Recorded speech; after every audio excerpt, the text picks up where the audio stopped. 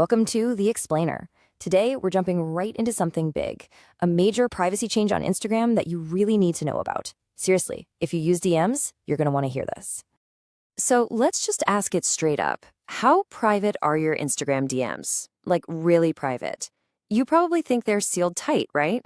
Well, it turns out Meta is about to, let's say, change the locks on us. And this isn't some far-off thing either.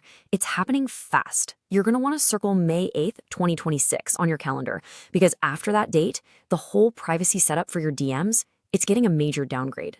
Okay, so first things first, let's break down exactly what Meta is up to here and what it actually means for all those messages you're sending back and forth every day. And look, there's no sugarcoating this. Meta is straight up permanently removing the option for end-to-end encryption in your Instagram DMs. Yeah, you heard that right. This isn't some temporary bug. It's a deliberate decision to yank a key security feature. But wait, to really get why this is such a big deal, we kind of need to be on the same page about what encryption even is. So what exactly was this feature that they're tossing out? So end-to-end encryption, you'll see it called E2EE, it's basically like a digital lockbox. Only you and the person you're chatting with have the key.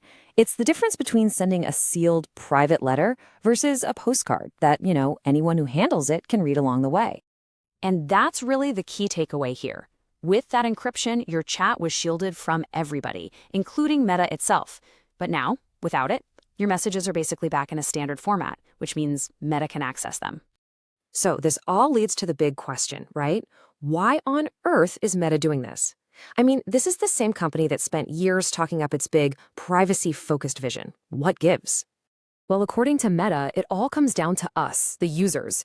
Their official line is that very few people were actually bothering to turn the feature on. And that's a crucial point, because it was never the default setting. You had to actively opt in. But, security experts are looking at this and kind of raising an eyebrow. For instance, cryptographer Matthew Green thinks this is a pretty big signal that Meta is maybe reversing its whole stance on encryption. And if you dig a little deeper than the official statement, the security community has a few theories. Is this about new child safety laws? Is it just a way for them to scan more of our content? Or, and this is the one that gets a lot of people talking, could they want this data to train their AI models? These are the big questions swirling around. And man, when you look at the timeline, this whole thing was just a flash in the pan. It rolled out in 2023. By March 2026, they'd already announced it was getting the axe. And now, here we are with the shutdown deadline looming. It barely even had a chance. Okay, so that's the what and the why. Now for the most important part, what you need to do about it, like right now. If you've ever used an encrypted chat on Insta, you've got a little homework. Step 1, keep an eye out for a notification inside the app about this. Step 2, when you see it, just follow the prompts to download your messages. And step 3, if you're not seeing anything, you might just need to update your app. Super simple, but super important to do before the deadline. And here's why you really need to do this. Meta has been kind of vague about what happens to your old encrypted chats after May 8th. Will they just vanish? We honestly don't know. So downloading them is literally the only way to guarantee you don't lose them forever. All right, so let's pull back for a second. What does this one change tell us about the bigger privacy picture across all of Meta's apps?